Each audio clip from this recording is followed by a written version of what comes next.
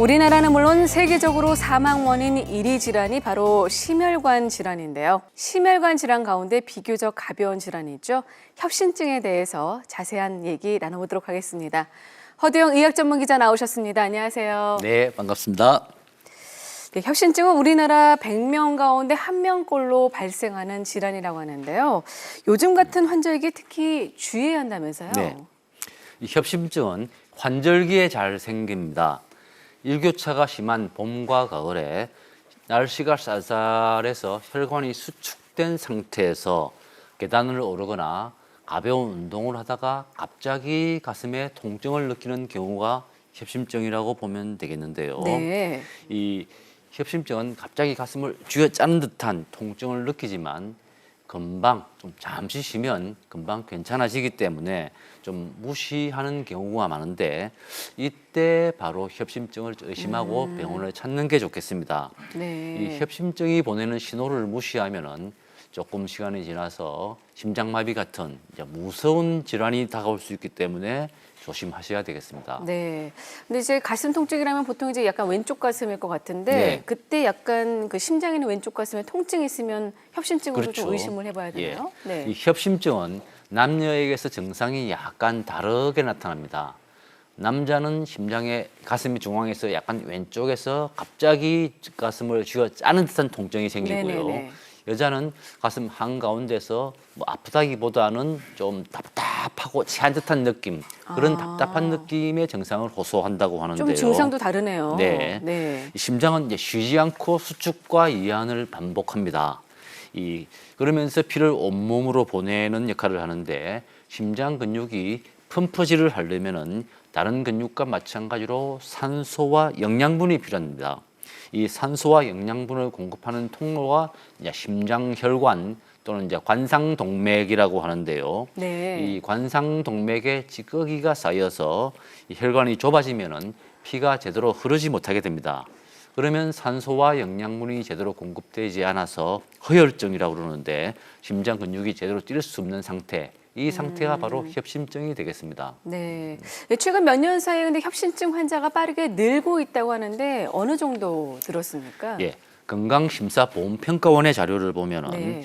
1년에 병원을 찾는 환자가 2013년에 56만 명에서 2017년에 65만 명으로 5년 사이에 9만 명, 그러니까 네. 15%나 늘어났는데요. 많이 늘었네요. 네. 나이로 보면은 이제 50대, 60대, 70대가 대부분인데 고령 사회가 되면서 아무래도 협심증, 특히 60대 이상에게서 협심증이 증가하는 추세를 보이고 있고, 그 반면에 20대, 30대, 40대에서는 다행스럽게도 점점 줄어드는 추세를 보이고 있습니다. 그러니까 40세 이하 협심증 환자는 좀 점차 줄고 있는 추세인데 예방을 좀 관리하는 젊은 층이 늘어나서 그런 것이 아닐까라는 그렇죠. 생각도 드는데요. 요새 이 건강에 대한 관심이 높아지면서 운동과 음식을 통해서 건강을 관리하고 또 정기적으로 건강 검진을 받으면서 미리 대비하는 사람들이 좀 늘어나기 때문으로 분석됩니다. 그렇지만 아무리 젊어도 몸에 살이 찌고 좀 비만인 사람의 경우에는 이 협심증 발생 위험이 2배 정도 높아진다고 하는데요. 네.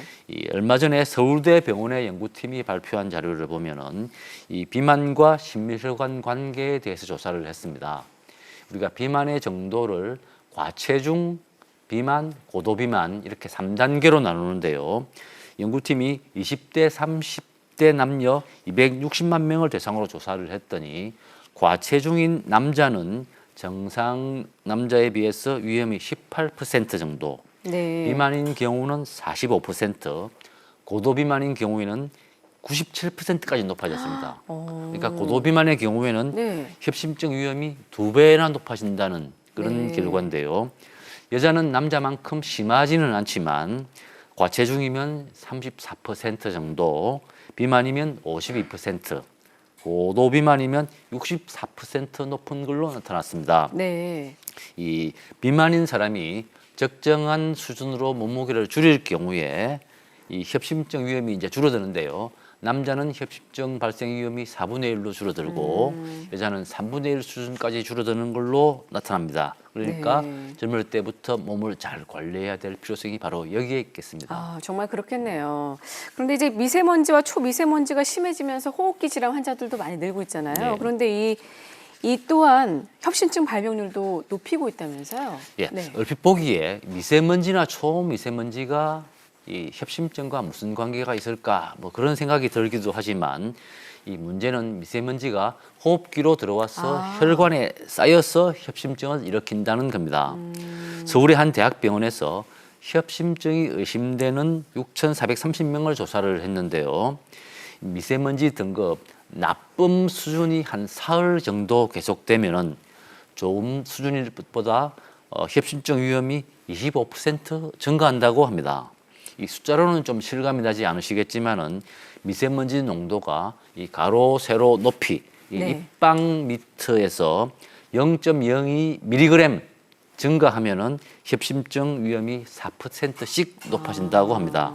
그러니까 연구팀은 이 미세먼지나 초미세먼지가 특히 여성이나 고혈압 환자 그리고 65세 이상 노인에게서 좀 더 많이 위험하다고 경고했습니다. 네, 정말 미세먼지는 백해무익한 그런 존재인 것 같은데요. 그런데 이건 좀 약간 재밌는 네, 연구 결과인 것 같은데 네. 잔소리를 오래 들으면 협심증이 생긴다고 하는데 사실입니까? 예, 재밌죠. 네. 이 배우자나 연인의 잔소리에 계속 시달리면 협심증 위험이 4배나 높아진다. 이런 결과가 있는데요. 저 좀 조심해야겠네요. 예. 네.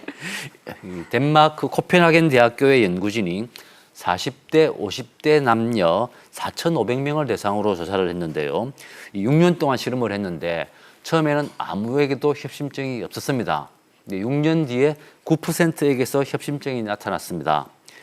이 40대보다도 50대에서 협심증이 더 많이 나타났는데요. 이 재밌는 것은 배우자의 요구 수준이 섞인 잔소리가 오랫동안 그리고 네. 많이 들을수록 협심증이 4배나 높게 나타났다고 하는 건데요. 이 연구팀은 가족을 오랫동안 좀 보살펴야 될 부담이 크거나 가족이나 배우자의 요구 수준이 높을수록 이 스트레스가 높기 때문에 이 협심증 위험이 높아진다고 분석을 했습니다. 그러면은 이 남자와 여자 어느 쪽에서 좀 협심증이 많이 나타났을까라는 건데요. 네. 대부분 이제 여자 쪽에서 잔소리를 많이 하기 때문에 남자 쪽이 협심증이 많이 나타날 거다. 네, 그럴 것 같은데요? 예상을 네. 하는데 실제로는 연구 결과로는 그렇지 네. 않았습니다. 남자와 여자 비슷하게 나타났습니다.